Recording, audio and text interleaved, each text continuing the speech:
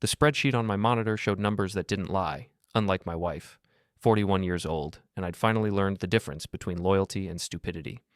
The irony wasn't lost on me that I'd spent my career analyzing investments while failing to notice my biggest loss was sitting right across the breakfast table every morning. "Calder, are you even listening to me?" Mira's voice cut through my thoughts like a blade through silk. She stood in the doorway of my home office, perfectly manicured fingers gripping her designer coffee mug, the one that cost more than most people's weekly groceries. "Every precious word," I replied, not looking up from my financial reports. "You were saying something about wanting a baby." Her laugh was sharp, brittle. "Not just any baby, darling. I want a child with good genes, strong genes."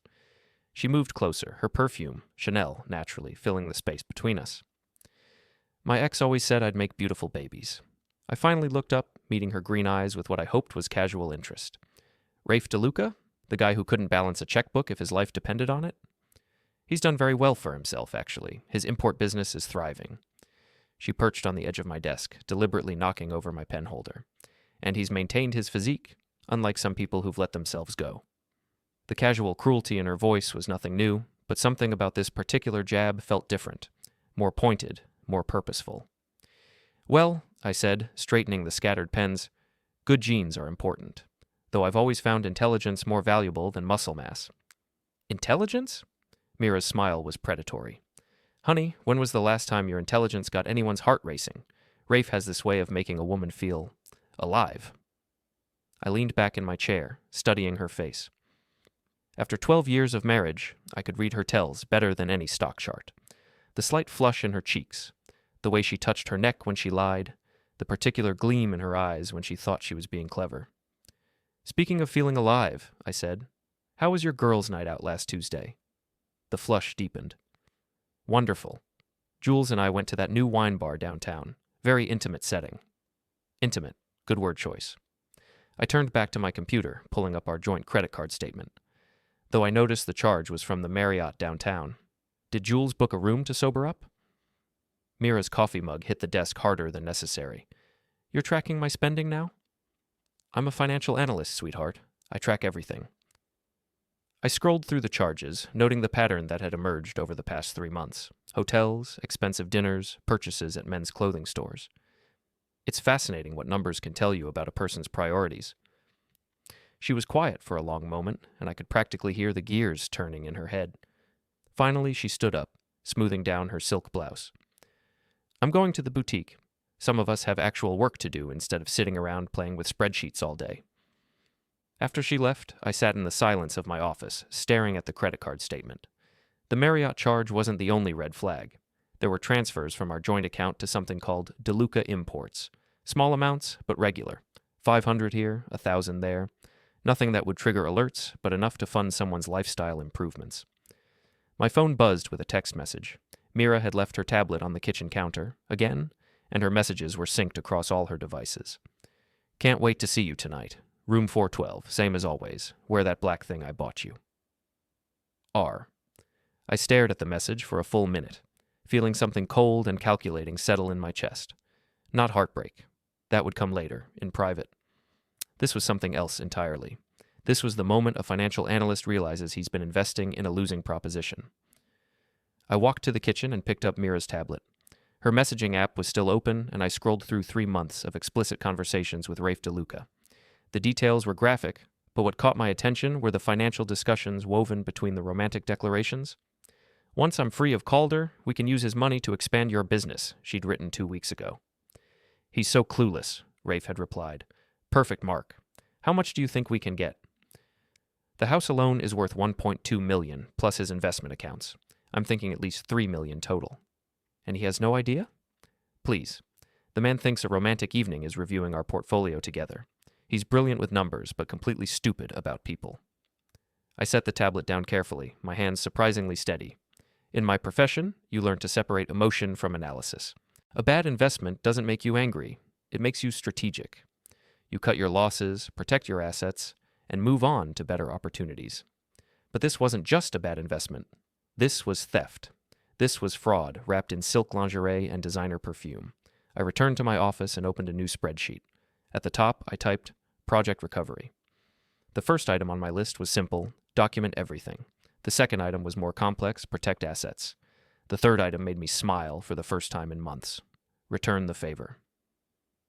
I picked up my phone and called Drew Patterson, my old college roommate who'd gone into family law. Drew, it's Calder. I need some advice about asset protection. Hypothetically speaking, of course.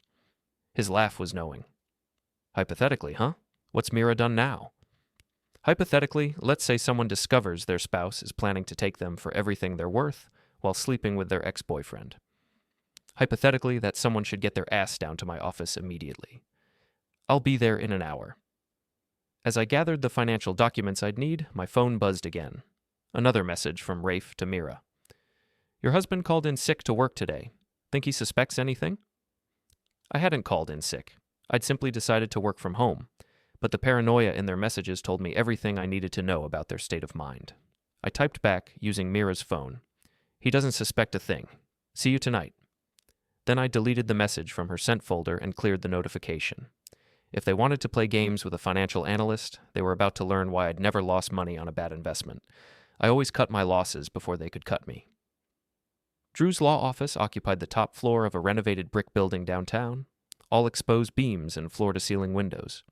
He'd done well for himself since our college days, specializing in what he called high-net-worth domestic disputes, rich people's messy divorces. Jesus, Calder. He leaned back in his leather chair, scanning the financial documents I'd spread across his conference table. She's been systematic about this. Look at these transfer patterns. I nodded, sipping the coffee his assistant had brought. Small amounts, regular intervals, classic embezzlement technique. She's been funding his business expansion with our money. Our money or your money? Technically joint assets, but I earned 90% of it. I pointed to a series of highlighted entries. She's been moving money for 6 months, but the affair started 3 months ago. The financial theft predates the personal betrayal. Drew whistled low. That's cold, even for Mira.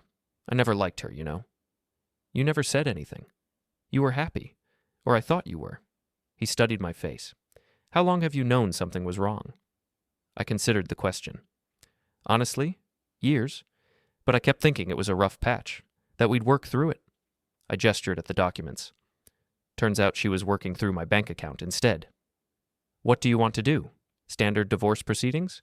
Or do you want to get creative? Define creative. Drew's smile was sharp. Well, technically she's committed several felonies. Wire fraud, theft, conspiracy. We could involve law enforcement. I shook my head. Too messy, too public, and frankly, too easy. I leaned forward.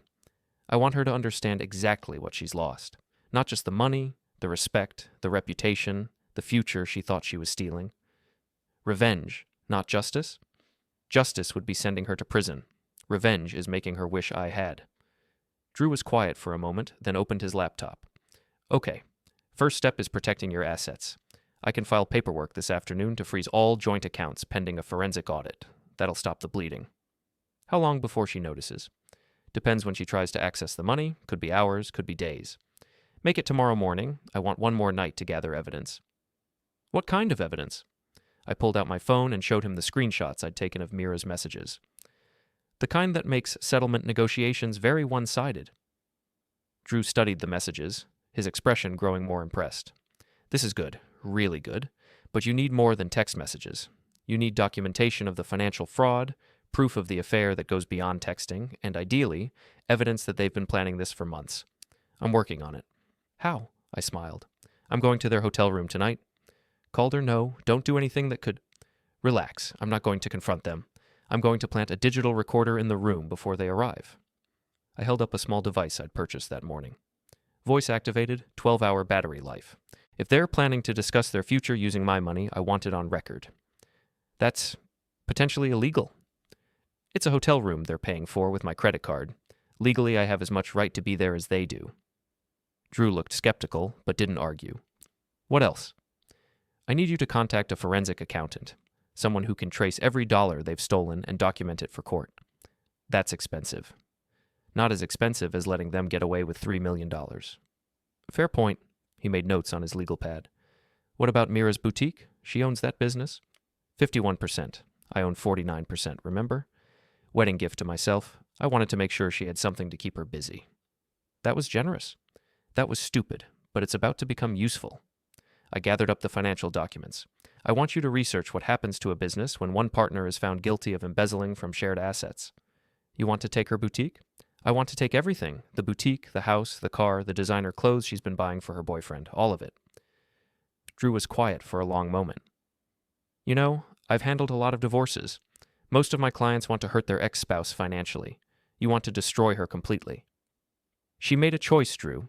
She chose to steal from me, lie to me, and plan to leave me with nothing. I'm just making sure she gets exactly what she's earned. And what about Rafe? My smile felt cold, even to me. Rafe's about to learn that sleeping with another man's wife is expensive, especially when that man knows how to read financial statements. I left Drew's office with a clear plan and a timeline. Phase 1, document everything. Phase 2, protect assets. Phase 3, systematic destruction. The hotel was a short drive from downtown, one of those boutique places that charge premium prices for intimate atmosphere. I'd called ahead, explaining that my wife had booked a room but forgotten something important. Could I possibly leave a surprise for her? The desk clerk, a young woman who probably made minimum wage, was happy to let me into room 412 for a $20 tip. The room was exactly what I'd expected. King-size bed, champagne chilling in an ice bucket, rose petals scattered on the pillows. Mira had charged $700 to our credit card for this romantic setup. I placed the digital recorder inside the air conditioning vent, where it would pick up every word but remain invisible. Then I took photos of the room, the champagne, the rose petals, evidence of premeditation. As I was leaving, I noticed Mira's overnight bag in the closet.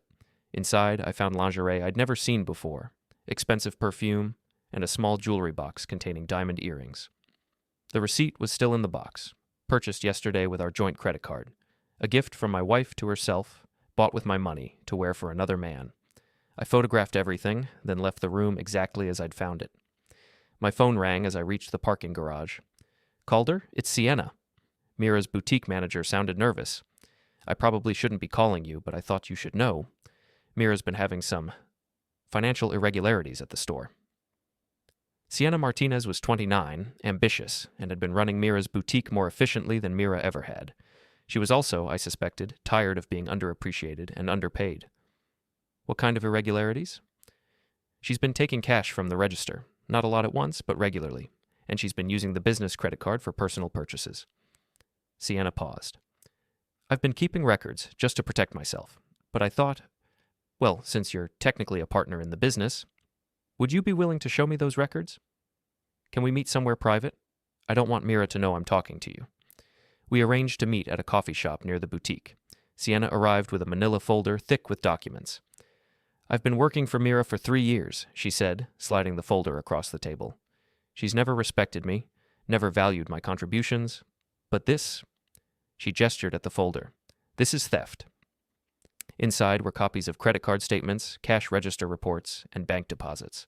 The pattern was clear. Mira had been systematically skimming from her own business to fund her affair. Why are you showing me this? I asked. Sienna's smile was bitter. Because she told me yesterday that she's planning to sell the boutique and move to California. She said you'd probably try to fight the divorce, but that she had enough dirt on you to get whatever she wanted. Dirt on me? She didn't specify, but she seemed very confident. Sienna leaned forward. The thing is, I know Mira. She's not smart enough to plan something this elaborate on her own. Someone's helping her. Rafe DeLuca. That's what I figured. He's been coming by the store a lot lately, always asking questions about the business, the finances, how much everything's worth. I studied Sienna's face. What do you want out of this? I want to keep my job, and I want to work for someone who appreciates competence over connections. If I end up with controlling interest in the boutique, you'd be willing to stay on as manager? I'd be willing to stay on as owner if you're looking for a buyer. I laughed despite everything. You're more ambitious than I thought. I learned from watching Mira. The difference is, I'm willing to earn what I want instead of stealing it. We shook hands across the table, and I knew I'd found my first ally in what was about to become a very complicated war. That evening, I sat in my home office, organizing the evidence I'd gathered. Financial records, photographs, recorded conversations, witness statements. I had enough to destroy both Mira and Rafe in court, but court was too clean, too impersonal. I wanted them to understand, in real time, exactly how thoroughly they'd underestimated me. My phone buzzed with a text from Mira. Working late at the boutique, don't wait up. I checked the time, 8:30 p.m. By now, she'd be in room 412 with Rafe, planning their future with my money. I opened a new document on my computer and began typing. Mira, I wrote, by the time you read this, you'll understand that I'm not as stupid as you thought. You'll also understand that stealing from a financial analyst was the biggest mistake of your life. I saved the document as for Mira and scheduled it to email to her automatically at 6 a.m. tomorrow morning. Then I poured myself a glass of the expensive whiskey she'd bought for special occasions and settled in to wait for the real fun to begin. The digital recorder had captured 4 hours of conversation, and every minute was pure gold. I sat in my office at 5 a.m., listening through headphones as Mira and Rafe planned their future, a future built entirely on money they'd stolen from me. Once the divorce is final, we'll have enough to expand DeLuca imports nationwide. Rafe's voice was clear and confident. Your husband's investment accounts alone will fund the first 3 locations. What about the boutique? Mira asked. Sell it. We won't need small-time retail when we're running a multi-million-dollar import business. I feel a little bad about Sienna. She's worked so hard. Rafe laughed. She'll find another job. Focus on the big picture, baby. By Christmas, we'll be living in that Malibu house you showed me. The Malibu house. I paused the recording and pulled up our joint browsing history. Sure enough, Mira had been researching luxury real estate in California for months. Properties in the $3 to $5 million range. I resumed the recording. What if Calder fights the divorce? Mira's voice carried a note of concern. He won't. Guys like him avoid confrontation. He'll negotiate, maybe whine a little, but ultimately he'll pay whatever it takes to make the problem go away. You're sure? Trust me. I've dealt with his type before. All brain, no balls. I smiled grimly and made a note to include that particular quote in my eventual response. The recording continued with increasingly explicit details about their relationship and their plans. By the end, I had enough evidence to destroy them both in court and in the court of public opinion. At exactly 6 a.m., my scheduled email delivered to Mira's phone. 20 minutes later, my phone rang. Calder? Mira's voice was shaky, panicked. We need to talk. Good morning, sweetheart. How was your evening at the boutique? Silence. I'm coming home, she said finally. I'll be here. She arrived 30 minutes later, still wearing the black dress she'd worn for Rafe. Her makeup was smeared, her hair disheveled, and she looked like she'd aged 5 years overnight. How long have you known? She asked, standing in the doorway of my office. Sit down, Mira? How long? Long enough to document everything. The affair, the theft, the planning, all of it. She sank into the chair across from my desk, her composure finally cracking. It's not what you think. Really? Because I think you've been stealing money from our joint accounts to fund your boyfriend's business while planning to divorce me and take half of everything I've earned. Am I wrong? Her silence was answer enough. I opened my laptop and turned it toward her. On the screen was a spreadsheet detailing every fraudulent transaction over the past 6 months. $47,000, Mira. That's how much you've stolen so far. It's not stealing. It's our money. Our money that you've been giving to another man without my knowledge or consent. That's theft. I leaned back in my chair. But the theft is actually the least of your problems. What do you mean? I played 30 seconds of the hotel room recording. Her face went white. You recorded us? I recorded you planning to defraud me out of $3 million. There's a difference. She was quiet for a long moment, processing the implications. What do you want? I want you to understand that you've made a series of very poor decisions, and now you're going to live with the consequences. Are you calling the police? No, that would be too easy. I closed the laptop. I'm going to let you destroy yourself. What does that mean? I smiled. It means you should check your bank account. She fumbled for her phone, her fingers shaking as she logged into our joint banking app. The color drained from her face as she saw the frozen account notice. You can't do this. I can, and I have. All joint assets are frozen pending a forensic audit. Your personal credit cards, the ones I've been paying for, are canceled. Your boutique business account is under investigation for embezzlement. Calder, please. I'm not finished. I stood up and walked to the window, looking out at the morning traffic. I've also filed a civil suit against Rafe DeLuca for alienation of affection and conspiracy to commit fraud. His business accounts are frozen too. You're destroying us. I turned back to face her. No, Mira, you destroyed yourselves. I'm just making sure everyone knows about it. Her phone rang. She looked at the caller ID and winced. It's Rafe. Answer it. Put it on speaker. She hesitated, then swiped to accept the call. Mira, what the hell is happening? My bank says all my accounts are frozen. Calder knows, she said quietly. Knows what? How much does he know? I leaned toward the phone. Hello, Rafe. I know everything. The silence on the other end was deafening. Calder, Rafe's voice was carefully controlled. I think there's been a misunderstanding. No misunderstanding. I have recordings of you planning to steal $3 million from me. I have financial records showing you've already stolen $47,000. And I have photographs of the hotel room you've been using for your romantic getaways. Listen, we can work this out. We're way past that. I sat back down, enjoying the moment. Your import business is finished, Rafe. No bank will work with you once they see the fraud charges. Your personal assets are going to be seized to pay restitution, and your reputation in this town is about to become very, very interesting. I hung up the call. Mira was crying now, mascara streaming down her cheeks. Please, Calder. I made a mistake. We can fix this. A mistake is forgetting to pay a bill or leaving the garage door open. This was a deliberate, calculated plan to destroy my life and steal my money. I handed her a tissue. The only question now is how much more damage you want to do to yourself. What do you mean? You have two choices. Option 1. We go through a long, public divorce where every detail of your affair and your theft becomes part of the court record. The local newspaper will love it. Prominent boutique owner caught embezzling to fund boyfriend's business. Your friends will read about it. Your customers will read about it. Your family will read about it. She flinched. Option 2.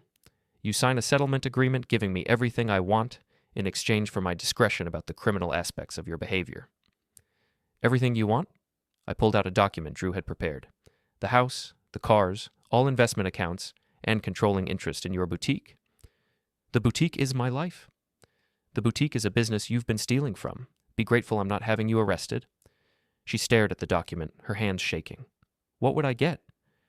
Your freedom and a clean criminal record, plus whatever personal assets you had before our marriage. That's nothing. I'll have nothing. You'll have exactly what you brought to this marriage, which is more than you deserve after what you've done. My phone buzzed with a text message. I glanced at it and smiled. What? Mira asked. That was Sienna. Apparently word is already getting around town about your financial difficulties. 3 of your biggest customers just canceled their orders. Mira's face crumpled. This is insane. You're destroying my entire life over a mistake. I'm not destroying anything, Mira. You are. Every choice you made led to this moment. I'm just making sure you face the consequences. She was quiet for a long time, staring at the settlement document. If I sign this, she said finally, what happens to Rafe? That's between him and the legal system. But I'd guess his import business is finished. No one's going to do business with a man who steals from his girlfriend's husband. He'll hate me. He should. This was your idea, wasn't it? The systematic theft, the long-term planning. Rafe's not smart enough to have orchestrated this alone. Her silence confirmed my suspicion. Sign the document, Mira. It's the best deal you're going to get. She picked up the pen with trembling fingers and signed her name at the bottom of each page. There, she whispered. Are you happy now? I took the signed document and placed it in my desk drawer. Happy? No. Satisfied that justice has been served? Absolutely. She stood up unsteadily. I need to pack some things. Take whatever clothes and personal items you want. Everything else stays here. As she walked toward the door, she turned back one last time. I did love you once, you know. I looked at her, really looked at her, and saw a stranger, someone I'd never really known at all. No, Mira, you loved what I could provide. There's a difference. After she left, I sat alone in my office, listening to the silence. 12 years of marriage, over in a single morning. I should have felt sad, or angry, or something. Instead, I felt relieved. My phone rang. Drew. How did it go? She signed everything. Jesus, I didn't think she would. She didn't have a choice. The alternative was criminal prosecution and public humiliation. What about Rafe? I smiled. Rafe's about to have a very bad day. I've sent copies of all the evidence to his business partners, his bank, and his landlord. By noon, he'll understand exactly what it costs to steal from me. You're ruthless when you want to be. I'm thorough. There's a difference. What's next? I looked around my office at the financial reports and investment statements that had been my life for so many years. Next, I think I'm going to take a vacation. Somewhere warm, where the drinks are strong and the company is honest. You've earned it. After I hung up, I opened my laptop and began composing an email to my boss, requesting 2 weeks of vacation time. Then I opened a new browser window and started researching flights to somewhere far away from the wreckage of my marriage. For the first time in months, I was looking forward to the future. The Gallows Tap was exactly the kind of dive bar where bad news traveled faster than good whiskey. I'd been nursing a beer for 20 minutes, listening to the conversations swirling around me, when Barb Morrison slid onto the adjacent bar stool. Barb was 62, had lived in this town her entire life, and knew everyone's business before they knew it themselves. She also happened to be the mother of one of Mira's boutique customers. "Well, well," she said, signaling the bartender for her usual gin and tonic. "If it isn't the man of the hour." "Just having a quiet drink, Barb." "Quiet?" She laughed, a sound like gravel in a blender. "Honey, this whole town's been talking about nothing but you and Mira since this morning. My daughter got a call from that boutique girl, Sienna, saying her appointment was canceled indefinitely." I took a sip of my beer. Business decisions happen. Business decisions, my ass. Word is Mira got caught with her hand in the cookie jar and her pants around her ankles. The conversations around us had quieted. In a town this size, everyone knew everyone, and a scandal involving prominent residents was better than cable television. "I wouldn't know anything about that," I said. Barb leaned closer, her voice dropping to a conspiratorial whisper. "My cousin works at First National. Says there was a real interesting forensic accountant in there this morning, asking questions about the DeLuca import accounts." Before I could respond, the bar's front door slammed open. Rafe DeLuca stood in the doorway, his usually perfect hair disheveled, his expensive suit wrinkled. His eyes scanned the room until they found me. "You snake!" he shouted, striding toward me. "You think you can destroy my life and just sit here drinking beer?" The entire bar went silent. Even the jukebox seemed to pause.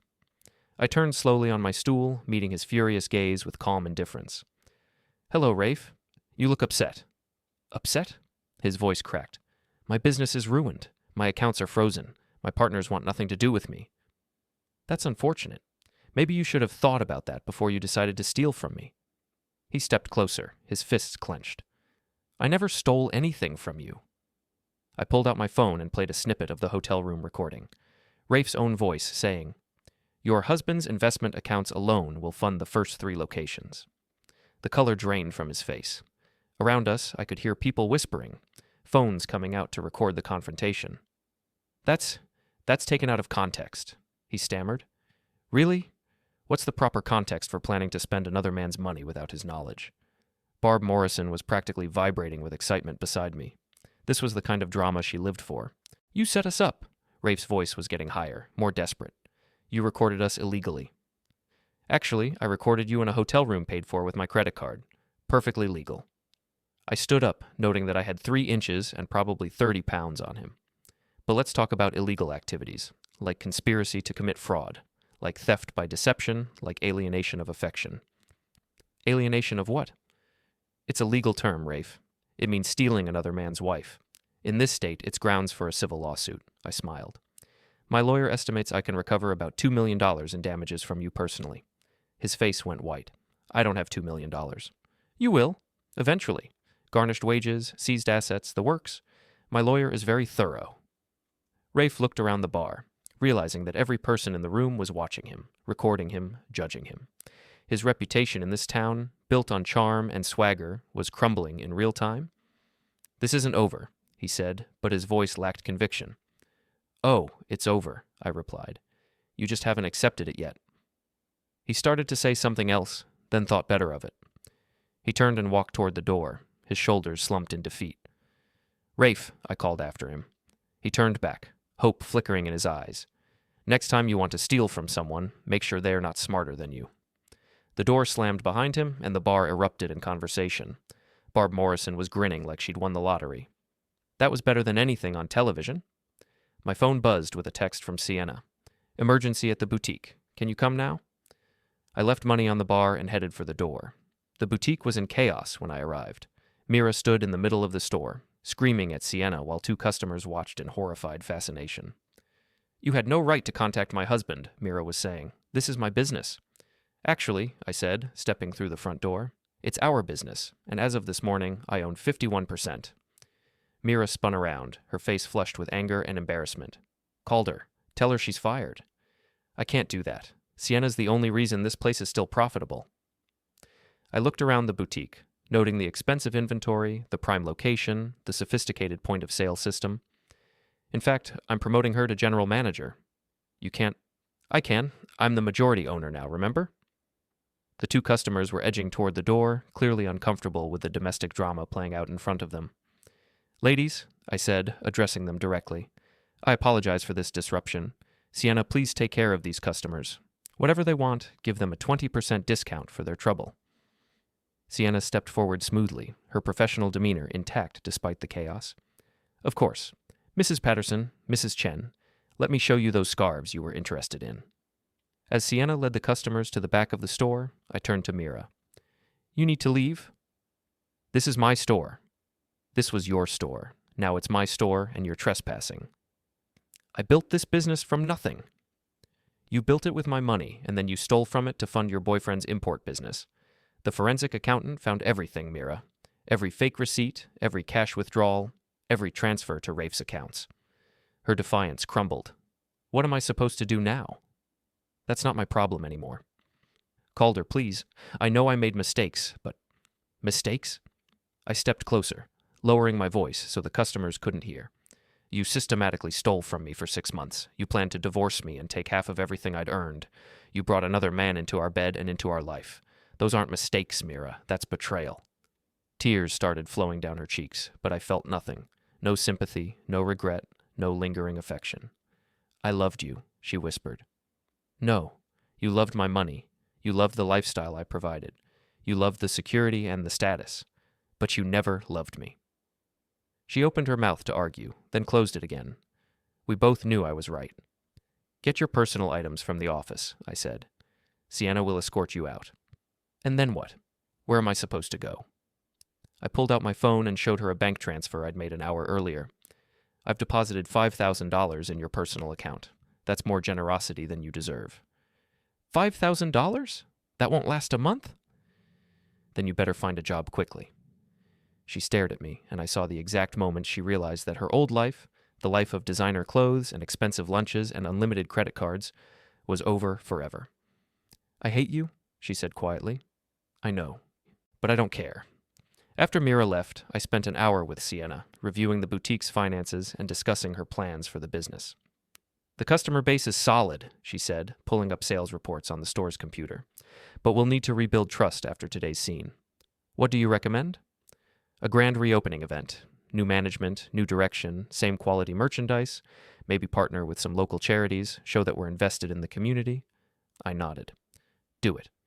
You have full authority to run this place however you think best. What about Mira? Will she try to cause more problems? Mira's going to be too busy trying to survive to cause problems for anyone else. As I was leaving the boutique, my phone rang. Drew. You need to see the news, he said without preamble. What news? Channel 7. They're running a story about local business fraud. Someone leaked the details of Mira and Rafe's scheme. I stopped walking. Someone leaked it? Yeah, anonymous tip, apparently. Very detailed, very accurate. They've got financial documents, recordings, the works.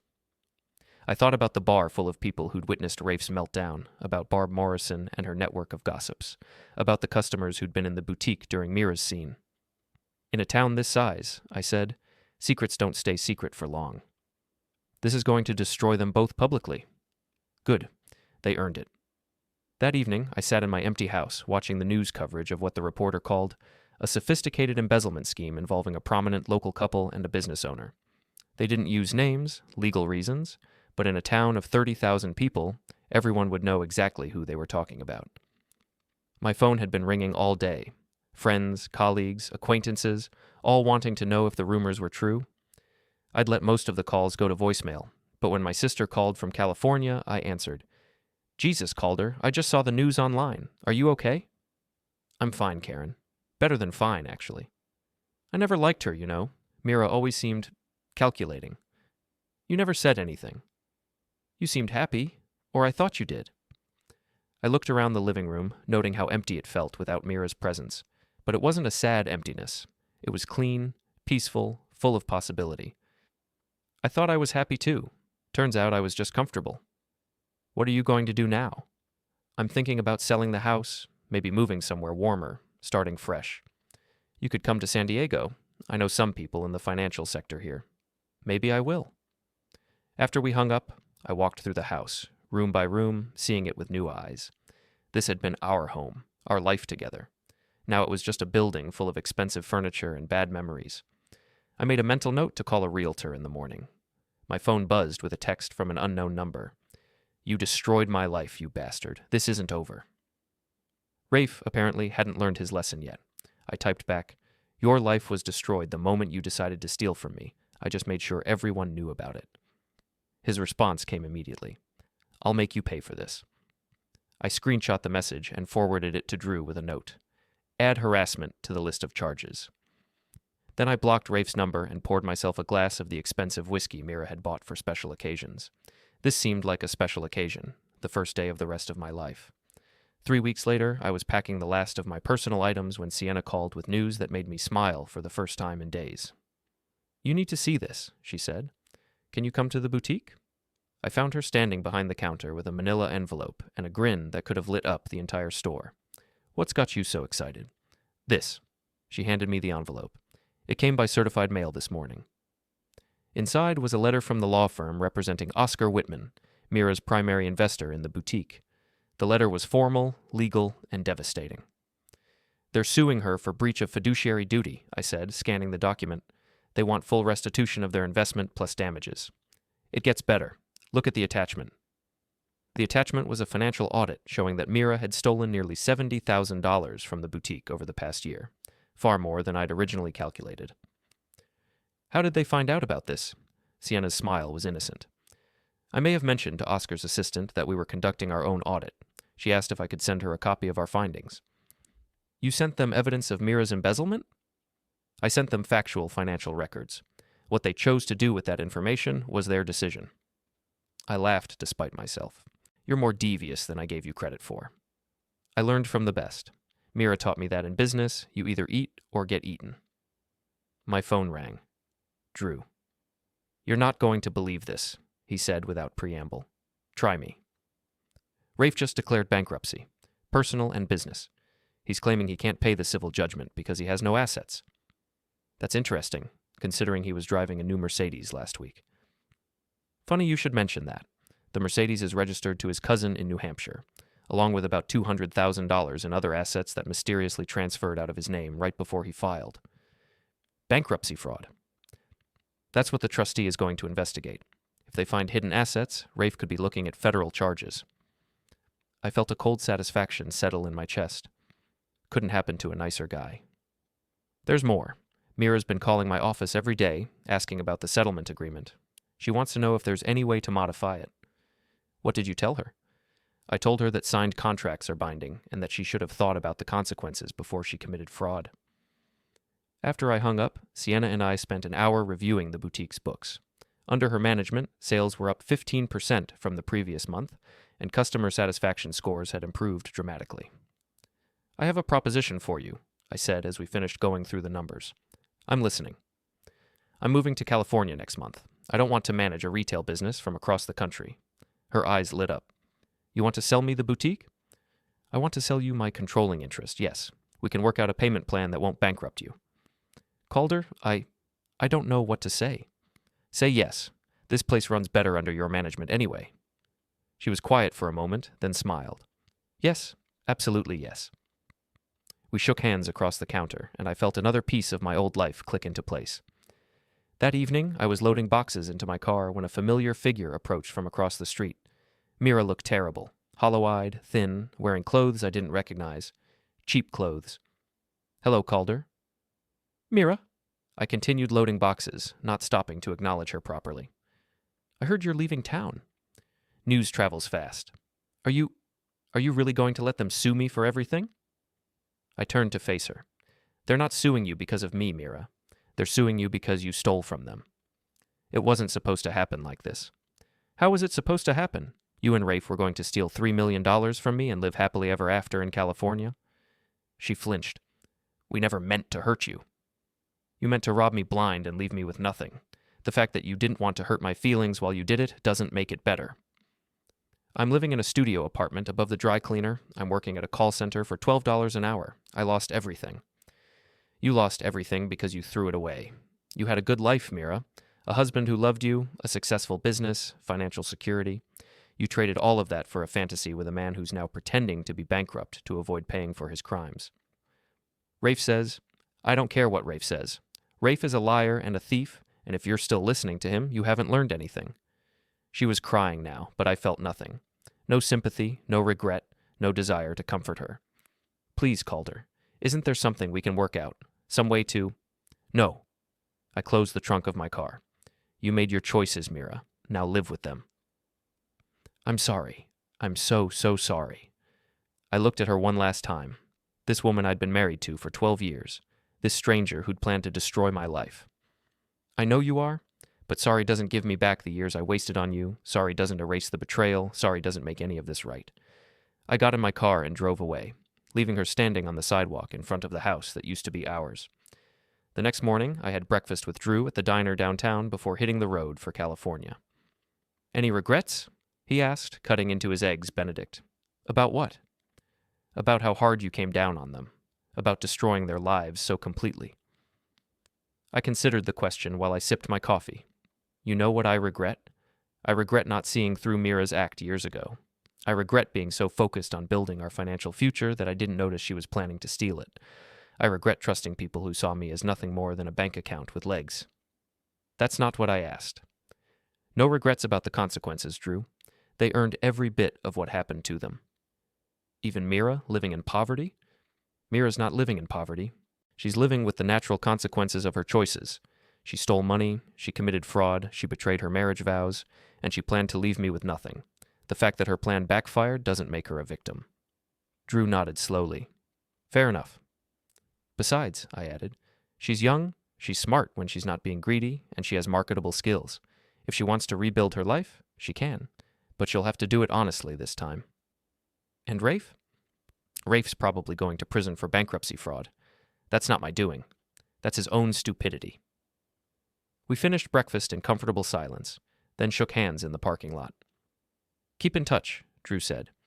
And if you ever need legal help in California, I know some good people out there. I will. As I drove out of town, I passed the boutique where Sienna was already at work, preparing for another successful day. I passed the gallows tap where Barb Morrison was probably holding court with the latest gossip. I passed the office building where I'd worked for 8 years, analyzing other people's investments while my own wife was robbing me blind. I didn't feel sad about leaving. I felt liberated. My phone buzzed with a text from my sister. Can't wait to see you. I found 3 great apartments near the beach. I smiled and rolled down the windows, letting the morning air blow through the car as I headed west toward my new life. In my rearview mirror, the town grew smaller and smaller until it disappeared entirely. 2 hours later, I stopped for gas and checked my phone. There was a voicemail from an unknown number. Calder, it's Rafe. I know you probably don't want to hear from me, but I wanted you to know that I never meant for things to go this far. Mira, she was the one who came up with the plan. She was the one who said you'd never fight back. I just wanted you to know that.